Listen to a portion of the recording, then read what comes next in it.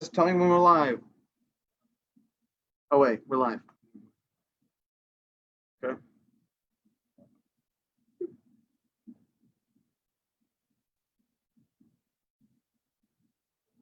Okay. So tell them the show. All right. Welcome to the weekly symbiotic comic show. Our guest is Continuado couldn't join us today, but we're still going to carry on with the show, for fun. He will be joining us at a time to be determined, on a date also to be determined. But today we're going to be talking about sort of the new generation of comics that was brought about by things such as The Dark Knight and Watchmen.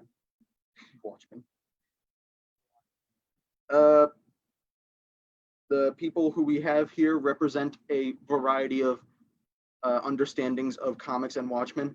I read the comic a while ago. Jess saw the movie a long time ago, and Gemma has no understanding. I have not seen the movie. I have not read the comics. Nothing. Good to hear. Okay. So, Lewis, what do you know? What do you think you know? What I think I know is that one of the things that makes Watchmen really big is that it's generally regarded to be one of the things that ushers in the modern age of comics. Things get a lot darker, grittier, characters start being able to actually die, and bad things can actually happen in comics. Yeah. Kind of more started like with the Dark Knight, I think, comes before it, but I'm not I gotta look at the timeline for that. Because actually Watchmen might have come first, but I'm not sure.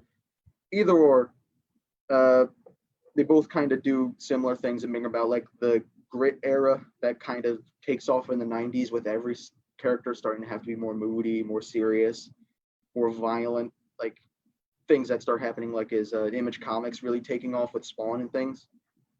Which, Lewis knows about Spawn. He knows everything about Spawn. That's not true. I know minimal about Spawn. Yeah. Spawn also fit into that niche of being a lot grittier of a character than most. Sort of like a revamped Punisher in the 90s being way more aggressive. Everything suddenly becomes open to violence and grittier characters, and suddenly the stopgap of having to get your comic approved by the Comic Code Authority is gone, and everybody goes buck wild. And also another thing that happens is, like especially in Watchmen and with the Punisher, like mentioned from Garth Ennis, is sometimes the superheroes don't really gotta be super, like especially with the Punisher, where Garth Ennis expresses his preferred taste in just a more like average man kind of hero, if anything, with a lack of preference for Captain America, even because of his understanding of like world history and stuff, which is very interesting. And most of the heroes in Watchmen aren't like super, like none of them are real. None of them have superpowers except for Dr. Manhattan, and he's not a great guy. A lot of them are barely even heroes. No? Oh yeah. A lot of them aren't even great people, and that's another thing that sort of gets taken into place in the modern era of comics is people writing comics who don't like superheroes. If we're mentioning Garth Ennis, we also have one of his more modern comics here, The Boys, which is all about kind of terrible superheroes. The superheroes are the antagonists. Is it satire or parody at the point? I guess you could call it that. I mean, it's definitely parody. They're quite clear heroes that are meant to represent real Marvel and DC heroes. And to an infringing amount.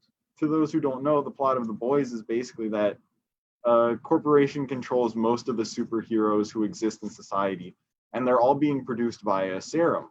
And most of them are terrible people. The comic starts with the main character's girlfriend being accidentally killed by a character who is the equivalent of the Flash when he accidentally runs through her. And it starts with him being pressed to sign a non-disclosure agreement about what happened to his girlfriend. So you get this weird kind of you get this start of a lot of authors who really don't like superheroes writing about superheroes and being able to express that in the medium. Yeah.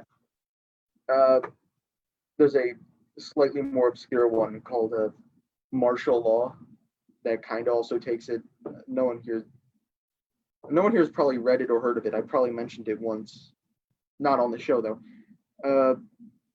It's interesting because it was doing all this, but just a little bit before everybody, but it didn't take off quite as much as Watchmen. And then later, but it kind of kept going a little longer than it should have and bordered more into the boys like parody at a certain point.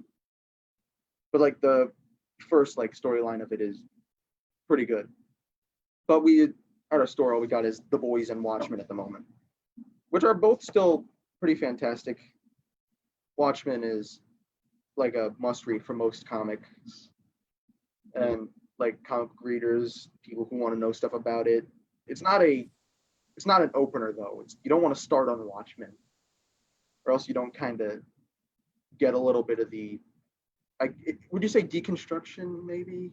You need the history and the understanding of comics before it, But it did do it after. and after it to really get the impact of Watchmen. Jess, do you have any questions about it? Yeah, I was actually curious if you could talk a little bit about Dr. Manhattan and his character and like what's his story. And I think you mentioned that he wasn't a great guy or a great character, but can you talk about him? Like, what's his story? It's not that he's a bad person. He was an okay person before he becomes Dr. Manhattan. What it is he becomes so powerful that he can't like express empathy or sympathy or anything. He becomes like a machine basically that can see the future or whatever. He can like jump back and forward in time basically due to his understanding of the world. He becomes close to godlike almost, and kind of a joke almost about how powerful Superman and all those kinds of characters are, with how it's like, what happens when you're all powerful but you're still like just kind of a guy. Yeah, I mean, he's a conflicted character. He starts, at least in the movie, he cheats on his wife. Like, he's not Superman. He's not like a perfect being that has nothing but empathy for the human race. He's a regular human being who's been pressed into this situation of being all powerful. And now he's starting to see, like even the very makeup of the universe, and he's losing his ability to empathize. Yeah. And like, I don't want to talk too much about the story of Watchmen just in case like somebody listening like doesn't know much about it or anything, so they can still like enjoy it for themselves. But like I've said before, the main thing about Watchmen is not even the main thing. One of the things about it is how all the people who are like the government instated superheroes, there were government like allowed superheroes, like by the time the story starts, they're supposed to be out of commission. Like none of them are allowed to do the thing they were doing, which is fighting crime on the streets on illegal by the government, because that stopped. But Dr. Manhattan's able to continue his thing, like what he's doing, because they need his scientific like understanding to like in a way help America win the Cold War, because it takes place in the 80s. I think, is it 1984? Is it 83 or something? It's in the 80s. It's a story about a lot of things. There's a lot of social commentary. It talks about corruption. It talks about what it means to be human. And it covers so many topics for a superhero comic. And I think it also marks kind of like a second wave of heroes being portrayed as human. Like you had all way back when Spider-Man being a kid. Yeah. And that being a huge part of Spider-Man's character was that, he was still conflicted about a lot of his actions, and he would still had a lot of his like life, and he made mistakes because he's a kid still. And Watchmen is similar that it portrays most of its characters and heroes as people. I don't know if Steve Dinko would like that. He doesn't like flip floppers. Okay, well, let's not get into that. We'll talk about Steve Dinko's beliefs on the absolute superheroes. Also interesting, but that's not. Let's not talk about that. We're talking about Watchmen now. There is an interesting thing, like I keep saying or whatever about the superheroes not having superpowers, because it's very important to everything that no one except for Dr. Manhattan has abilities even close to Dr. Manhattan, or really abilities at all. And that's why every person bordering like that goes near him is in some way afraid of him. Because as the comic shows every once in a while, he can just blow up people with a thought, basically. And that's scary. That's something that you really can't compete with. And the movie kind of misses the point on the heroes not being super,